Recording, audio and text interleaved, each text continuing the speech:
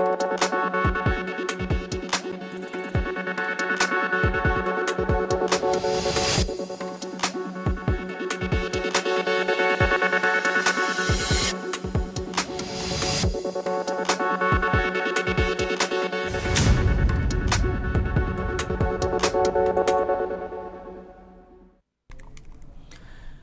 जन टीवी उत्तराखंड में आप सभी का स्वागत है। मैं हूं प्रभात। बुलेटिन में आगे बढ़ें उससे पहले नजर हेडलाइंस पर। बार एसोसिएशन देहरादून के नए भवन का शिलान्यास कार्यक्रम में मुख्यमंत्री पुष्कर सिंह धामी ने की शिरकत। बोले, न्याय व्यवस्था को बेहतर बनाने के लिए सरकार प्रतिबद्ध है।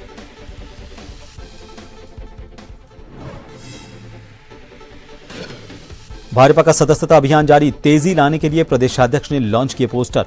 प्रत्येक कार्यकर्ता 7 दिन तक निभाएगा भागीदारी।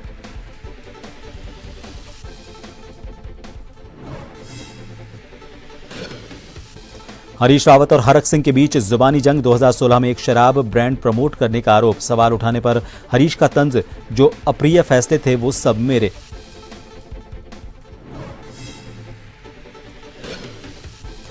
केदारनाथ के रास्ते पर भूस्खलन, 4 और तीर्थयात्रियों के शव बरामद। मरने वालों की संख्या हुई 5। 13 सितंबर तक तेज बरसात के आसार।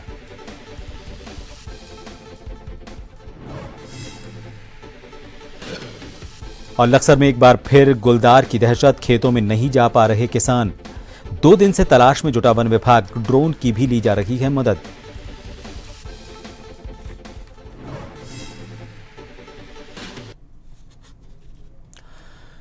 उत्तराखंड के मुख्यमंत्री पुष्कर सिंह धामी ने बार एसोसिएशन दून के अधिवक्ताओं के चैंबर्स भवन का शिलान्यास किया।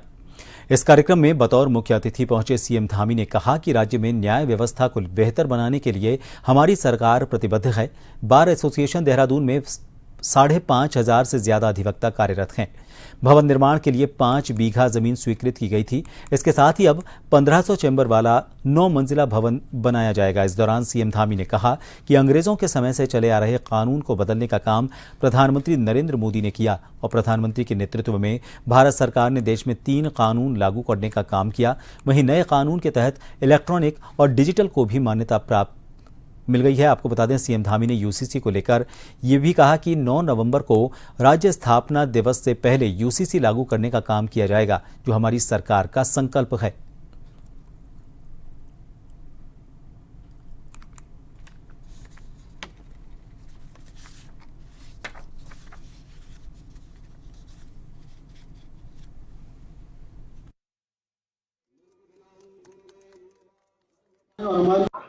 देखिए, 5 बीघा भूमि हमको सरकार ने चैम्बर निर्माण के लिए दी थी।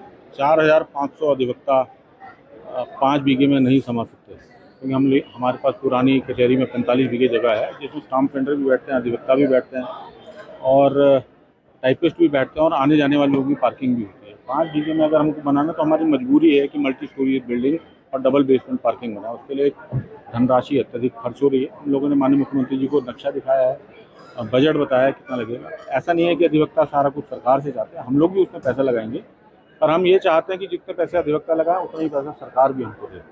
हमने डिमांड रखी है 90 करोड़ रुपए की बिल्डिंग वो बन रही है, तो लगभग 40-45 करोड़ रुपए सरकार दे। आज देहरादून बार एसोसिएशन के नए चैम्बर भवन का शिलान्यास हुआ है और इसके शिलान्यास की लंबे समय से यहाँ के सभी अधिवक्ता साथियों को, देहरादून की जनता को, आने वाले लोगों को इसकी लंबे समय से इंतज़ार था, लंबे समय से उनकी प्रतीक्षा थी। वो प्रतीक्षा अब धीरे धीरे समाप्त होगी और जल्दी से भवन बनने से हमारे जो 5,000 से भी ज़्यादा अधिवक्ता साथी और उनके सहयोगी लोग यहाँ पर काम करते हैं, उन सबको अच्छी सुविधा होगी। और हमारा भी ये मानना है कि न्यायिक जो व्यवस्था है, उस व्यवस्था में ऐसे इंफ्रास्ट्रक्चर बहुत ज़रूरी है।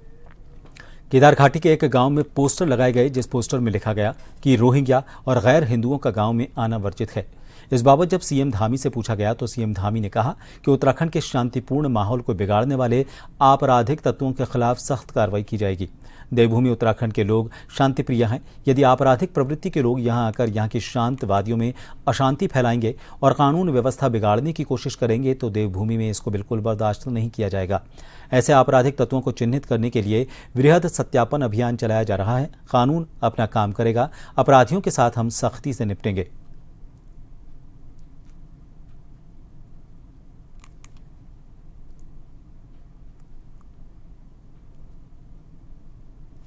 देखिए, उत्तराखंड बहुत शांतिपूर्ण तरीके से चलने वाला राज्य है। सभी एक दूसरे के साथ बहुत भाईचारे के साथ रहते हैं और कोई भी अगर कानून को तोड़ेगा तो कानून उसके साथ सख्ती से काम करेगा।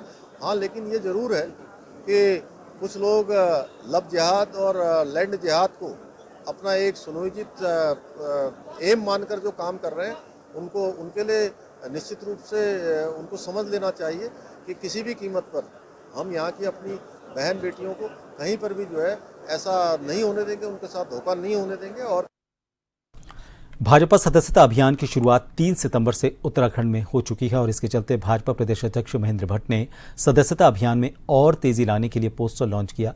इस दौरान महेंद्र भट्ट ने कहा कि हर कार्यकर्ता से 7 दिन का समय अभियान को लेकर मांगा गया है। कार्यकर्ताओं को इन 7 दिन में हर घर जाकर पार्टी का पोस्टर देने के साथ ही स्टिकर लगाने का काम करना है।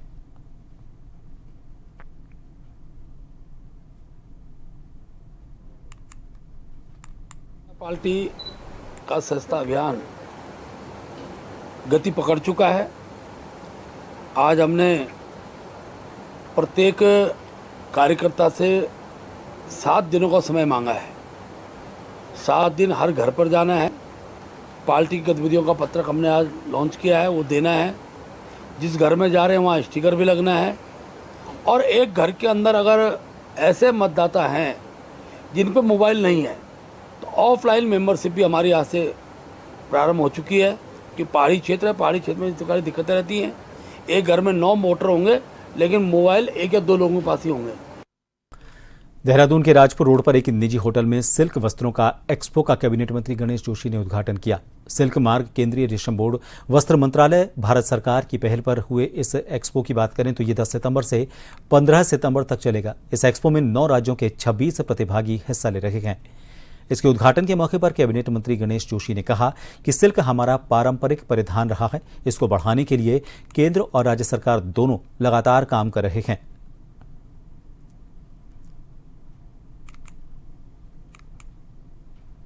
सिल्क हमारे परंपरागत प्राचीन पहनावों में से का कपड़ा है और हमारी चाहे आज दिल्ली की सरकार हो चाहे प्रदेश की सरकार हो, इसको लगातार आगे बढ़ावा दे रही है। आज वस्त्र मंत्रालय, भारत सरकार और उत्तराखंड रेशम बोर्ड द्वारा इस एक्सपो का आयोजन यहाँ 6 दिवसीय यहाँ पर किया गया है, जिसमें 9 प्रदेशों के 15 से अधिक बुनकर यहाँ पर आए हैं। जितने भी किसान आते हैं, किसानों को जो अन्य जितनी भी लाभकारी योजनाएं हैं केंद्रीय रेशम बोर्ड भारत सरकार की, तो वो सारी किसानों तक हम लोग पहुंचाते हैं और घर घर जा कर के उनको ट्रेनिंग भी देते हैं। ऐसे प्रशिक्षण कार्यक्रम चलाए जाते हैं जिससे किसानों को बहुत लाभ होता है। और जितनी चारों तरह का यहाँ सिल्क है, ये मलबरी, टसर, एरी, मूगा, तो यहाँ देहरादून के अंदर सबसे ज़्यादा रेशम का उत्पादन होता है। रेशम जितना भी धागा है यहाँ पर, या रेशम कोकून है तो मलबरी का कोकून, उससे जितना भी धागा निकालने का काम है, ये हमारा यहाँ पर UCRF है, रेशम फेडरेशन प्रेमनगर में, तो उसको भी हम लोग मॉनिटरिंग, फंडिंग केंद्रीय रेशम बोर्ड कर रही है। देहरादून में कांग्रेस कार्यालय में कांग्रेस कोऑर्डिनेशन कमेटी की बैठक हुई। इस बैठक में सब प्रभारी सुरेंद्र शर्मा सहित कांग्रेस के सभी वरिष्ठ नेता मौजूद रहे। इस बैठक में राज्य में बिगड़ती कानून व्यवस्था और बढ़ रही अपराध की घटनाओं के मामलों को लेकर चर्चा की गई। साथ ही केदारनाथ विधानसभा क्षेत्र में होने वाले उपचुनाव और निकाय चुनाव को लेकर भी चर्चा हुई। बैठक में पार्टी नेताओं ने चुनाव को लेकर अपने विचार रखे। इस बात को लेकर मंथन किया गया।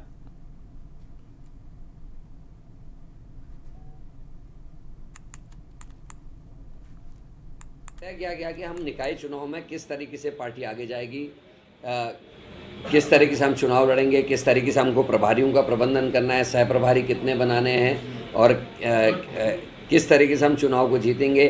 जो हरिद्वार के पंचायत चुनाव में बीजेपी ने नाच किया प्रशासन के साथ मिलकर, 8 बजे रात को गिनती बंद कर दी और सुबह सर्टिफिकेट्स बांट दिए गए, जिसका विरोध हमने वहाँ प्रदर्शन करके भी हरिद्वार में किया था। उस तरह की घटना की पुनरावृत्ति ना हो, उसके लिए हम क्या तैयारी कांग्रेस करेगी, इन सभी विषयों पर आज विस्तार से चर्चा हुई। साथ हो रहे अपराध को लेकर पूर्व विधायक हरभजन सिंह चीमा ने प्रेस कॉन्फ्रेंस की। बलात्कार की बढ़ती घटनाओं पर उन्होंने चिंता जाहिर की। कहा कि महिलाओं के साथ हो रही दुष्कर्म की घटनाओं को लेकर उत्तराखंड की सरकार सतर्कता से काम कर रही है। उन्होंने कहा कि आज इंसान की सोच जानवरों जैसी होती जा रही है। इसमें कोई रिश्ता नहीं, कोई भाईचारा नहीं। जानवरों में ही कोई रिश्ता या भाईचारा नहीं होता।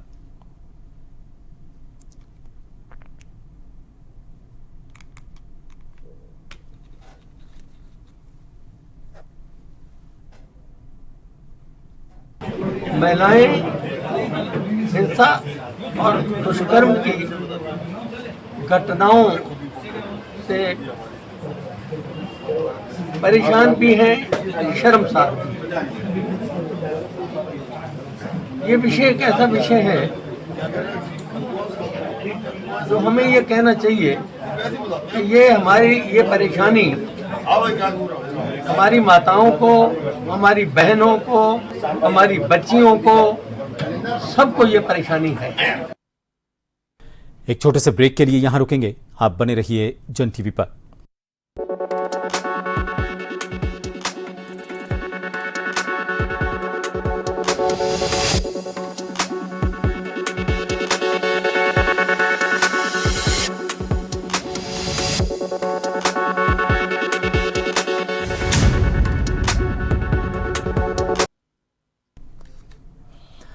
एक बार फिर आप सभी का स्वागत है। वरिष्ठ भाजपा नेता रश्मि को भारतीय किसान यूनियन वेलफेयर एसोसिएशन का राष्ट्रीय सलाहकार बनाया गया है। संगठन के राष्ट्रीय अध्यक्ष सोमदत्त शर्मा ने उन्हें संगठन में शामिल करवाया।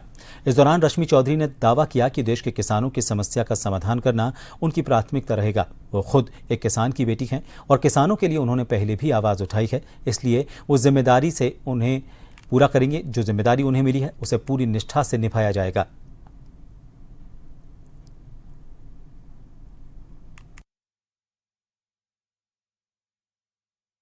आज मुझे मेरे राष्ट्रीय अध्यक्ष सोमदत्त शर्मा जी ने जो मुझे जिम्मेदारी दी है राष्ट्रीय सलाहकार की, उसको मैं बेखूबी निभाऊंगी, क्योंकि मैंने किसानों के संगठन में राष्ट्रीय अध्यक्ष रही हूँ। मैं पूरे भारत में घूमी हूँ और पूरे भारत में भ्रमण करके मैंने किसानों की आवाज़ को उठाया है।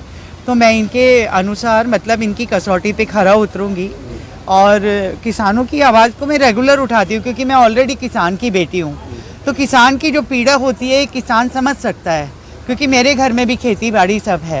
ये एमएसपी गारंटी कानून में मैं आपसे बताना चाहता हूँ कि हमारे प्रधानमंत्री माननीय नरेंद्र मोदी जी जब गुजरात में मुख्यमंत्री थे, सबसे पहले इन्होंने ही ये आवाज़ उठाई थी कि भाई एमएसपी गारंटी कानून होना चाहिए। और हमारा माननीय प्रधानमंत्री जी से निवेदन है कि आपने जो भी बात कही थी अपने वादे को पूरा करें। तीसरी योजना अब प्रधानमंत्री बने हुए, लेकिन अभी तक भी उन्होंने अपने वादे पूरे नहीं किए। और अगर अब की बार भी ऐसे हुआ तो सब किसान एकजुट होकर के भाई जो भी एमएसपी गारंटी कानून की बात करेगा, हम उसी के साथ खड़े होंगे। हरिद्वार के नवनियुक्त जिलाधिकारी कमिंदर सिंह ने एक समीक्षा बैठक की। 20 सूत्रीय कार्यक्रम को लेकर अधिकारियों से जानकारी ली। अधिकारियों से कहा कि जो भी टेंडर की प्रक्रिया हो उसे सितंबर तक पूरा कर लिया जाए और आगे जो समीक्षा की जाएगी फिजिकल प्रोग्रेस के साथ ही समीक्षा की जाएगी।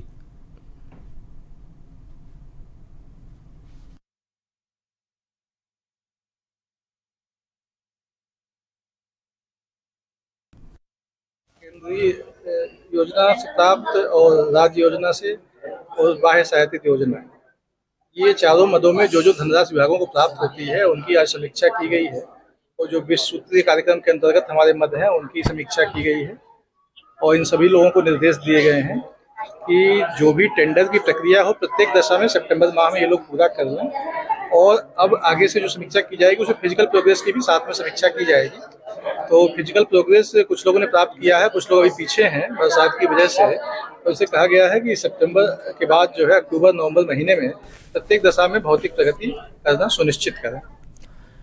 उत्तराखंड में अब स्मार्ट बिजली मीटर का विरोध होने लगा है, जिसको लेकर भारतीय किसान यूनियन ने डीजीएम कार्यालय पहुंचकर धरना प्रदर्शन किया। कई मांगों को लेकर सरकार को घेरने का काम किया।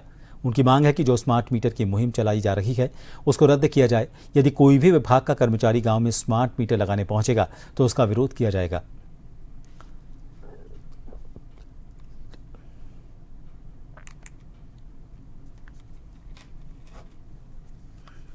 स्मार्ट मीटर लगाओगे, इन पुराने मीटरों से काम नहीं चल रहा, या यहाँ भी पूंजीपतियों को लाभ पहुंचाने की कोशिश की जा रही है।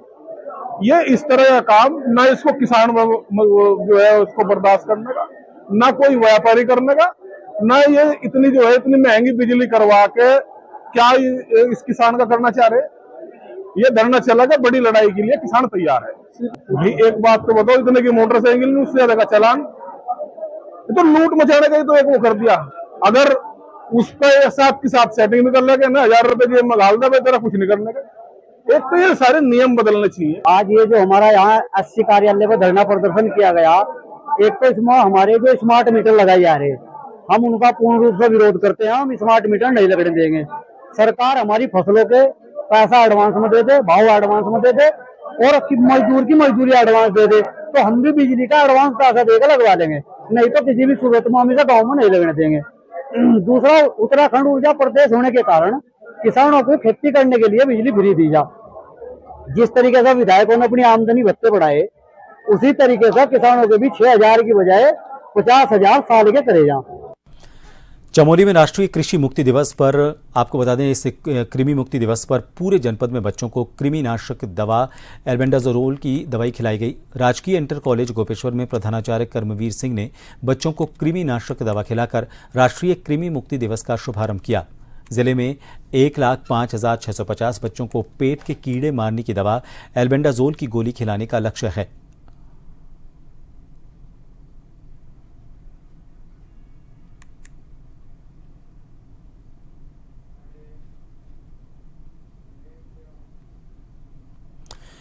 स्वतंत्रता सेनानी, प्रखर चिंतक, समाज सुधारक, दूरदर्शी नेता, कुशल प्रशासक, भारत रत्न पंडित गोविंद वल्लभ पंत की 137वीं जयंती के मौके पर अपर जिलाधिकारी हेमंत कुमार वर्मा ने जिला कार्यालय परिसर चंपावत में पंडित पंत जी की मूर्ति और चित्र पर माल्यार्पण कर उन्हें नमन किया। इसके बाद पंत जयंती के मौके पर गोरल चौड़ मैदान स्थित पंत पार्क पर पंडित पंत की प्रतिमा पर माल्यार्पण किया गया।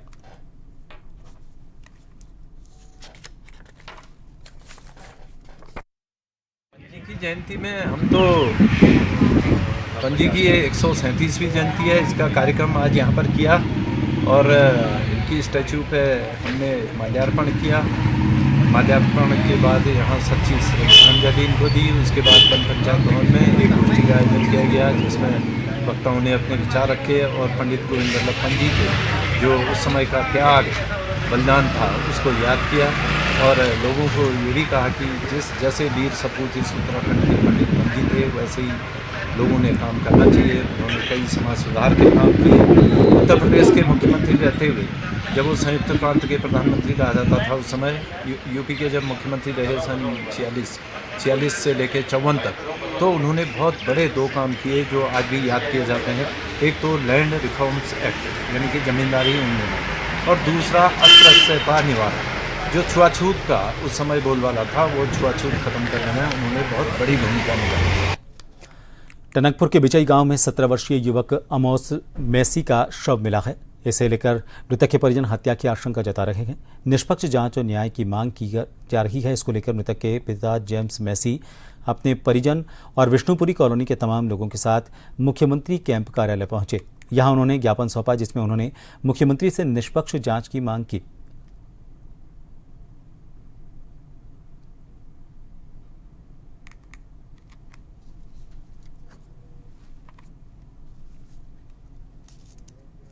रुड़की के अखिल भारतीय विद्यार्थी परिषद के छात्रों के द्वारा एक कार्यक्रम का आयोजन किया गया। इसमें हरिद्वार सांसद और रुड़की विधायक ने शिरकत की। इस मौके पर हरिद्वार सांसद त्रिवेंद्र सिंह रावत ने कहा कि उनकी शिरकत से छात्रों का हौसला बढ़ा और इसीलिए वो यहां पर पहुंचे हैं। उन्होंने कार्यक्रम की बहुत तारीफ की। वहीं रुड़की विधायक प्रदीप बत्रा ने भी कहा कि छात्रों का हौसला बढ़ाने के लिए वो कार्यक्रम में पहुंचे। छात्र ही हमारा भविष्य हैं।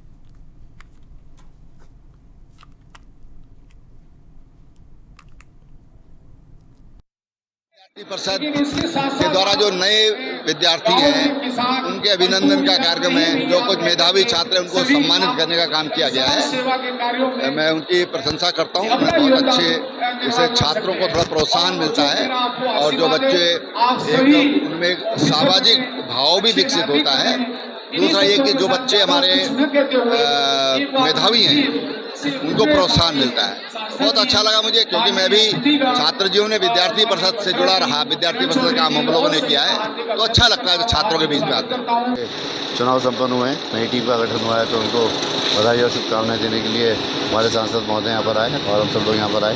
सभी छात्रों से मिले और उनसे बातचीत करी। और जो नए हमारे अध्यक्ष बने हैं अभिजीत पाल जी और उपाध्यक्ष श्रविका जी बनी हैं और महासचिव गौरव और जुनैद मलिक जिनको पदाधिकारी बने हैं, सभी को शुभकामनाएं देता हूँ कि अच्छा काम करें, छात्रों की आवाज़ उठाएं और इसके भलाई में जो काम हो वो करें और देश के प्रति समर्पित अगर कार्य करें। देश को आगे बढ़ाना है, देश के लिए एक अच्छी सोच रखनी है और झंडा ऊंचा रहे हमारा, इस लक्ष्य के साथ काम करना है। उत्तराखंड में इन दिनों हरीश रावत और हरक सिंह रावत के बीच जुबानी जंग चल रही है। हाल में हरक सिंह ने हरीश सरकार के दौरान चर्चा में आया एक शराब के ब्रांड को लेकर बयान दिया और ये साफ कहा कि 2016 में जो भी हुआ सब हरीश रावत ने किया। एक शराब ब्रांड को प्रमोट करने के लिए भी जो फैसला लिया गया उसका नुकसान सरकार को हुआ। वहीं अब हरीश रावत ने साफ कहा कि मैं तो पहले ही कह चुका हूं कि जो भी प्रिय फैसले थे वो सामूहिक थे और जो अप्रिय फैसले थे वो सब मेरे थे। इससे ज्यादा मैं और क्या कहूं।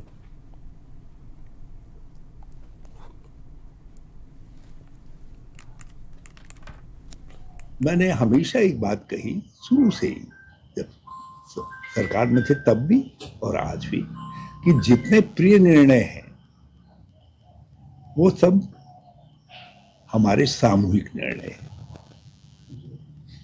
और जितने अप्रिय निर्णय हैं, कष्टकारक निर्णय हैं, वो सब मेरे निर्णय हैं। तो मैं बहुत आभारी हूं। मैं खाली नैनिस का पट्टा गले में लगाए घूम रहा था, पता चला वो तो कहीं और दिखाई दिया है। तो इसलिए मैंने एक अंग्रेजी की कहावत मुझको याद आ गई कि now cat is out of bag. और इन सभी खबरों के साथ फिलहाल के लिए इस बुलेटिन में इतना ही। नमस्कार।